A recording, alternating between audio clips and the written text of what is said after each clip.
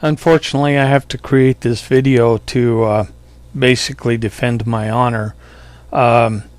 There's been rumors and so forth of me hoaxing the accident to collect money off of innocent people. And I want to go through and show that this is not a hoax. And to prove it, I will send back all of the donations that were sent to me to help me get back on the road. I will just do it the hard way, and people will just have to wait for the videos to come out. But I want to start out by showing that this was definitely my truck. This is a picture of my truck, and you can see me sitting in it. Now, this was taken back in 2011 or so on one of the trips.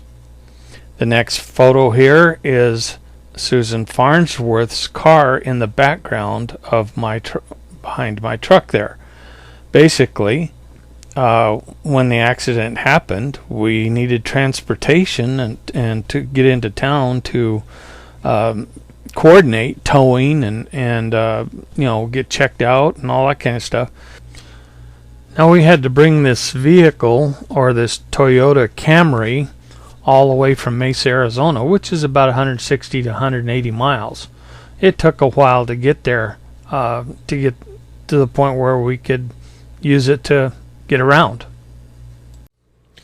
The elk was pretty much almost as big as my truck. The impact was somewhat less than 65 miles an hour, which was the posted speed limit for that particular area. Basically, the truck took out the elk's legs and the body, accordioned the hood up, and the elk landed in the windshield.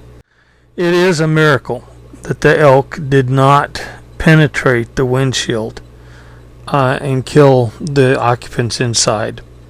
We are really, really thankful that that didn't happen.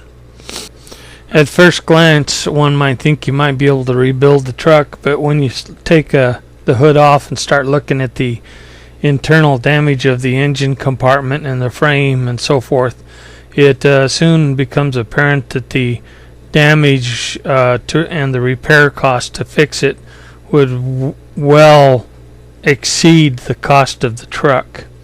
The truck was owned outright, and therefore I did not carry any collision on it. I am a retired person living off Social Security, so I have to cut costs where I can. And basically, it's a goner. I'm out of a truck. And liability insurance does not cover an accident or my own personal property. So what does this mean for Bigfoot research done by MogollonMonster.com? Well, basically, it's going to take me a long time to replace this truck. I don't have the funding to do it.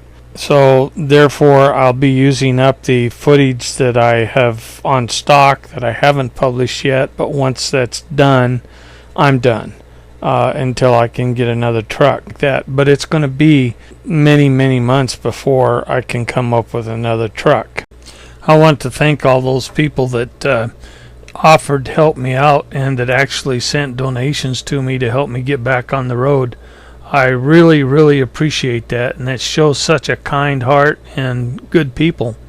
However, my integrity is basically at jeopardy if I accept any donations. So thank you very much for doing this. I will be returning your donations and so forth, and please, I appreciate it, but don't send any more. I will just do this the hard way, and I will get back on the road as I can. And thank you very much, guys. I really appreciate it. Some of the accusations from an accuser were that the windshield in my car when I drove up to film the elk was not broken and shattered, and that therefore the accident didn't really happen. Well, I want to show the difference. This is my truck with the shattered window. It's a Toyota. It's a Tacoma. The dash is somewhat different, but there are some similarities to the Camry that I was driving to get home later that night. The accident happened just shortly after midnight on the 23rd. We fussed and mussed with all the accident problems and stuff like that until we got it towed to my son's house, and that's when I took these pictures. And then as I was going home in the Toyota Camry is when I stopped to take the pictures of the dead elk. Now the difference is the Toyota Tacoma has no clock. The Camry does. And I'll show you some differences here shortly. Now I can argue until I'm blue in the face with the troll, and they will say, well, what's to say it happened the way you said it happened? Well, I can't prove it, just like I can't and won't try to prove that Bigfoot exists, because I won't kill one. However, to prove that I did not do this as a hoax to gain money or donations, I'm returning all of it, and I will just do it the hard way. Thank you for all those who donated. I appreciate your efforts. You're good people. You are the salt of the earth, the people that make Bigfooting worthwhile.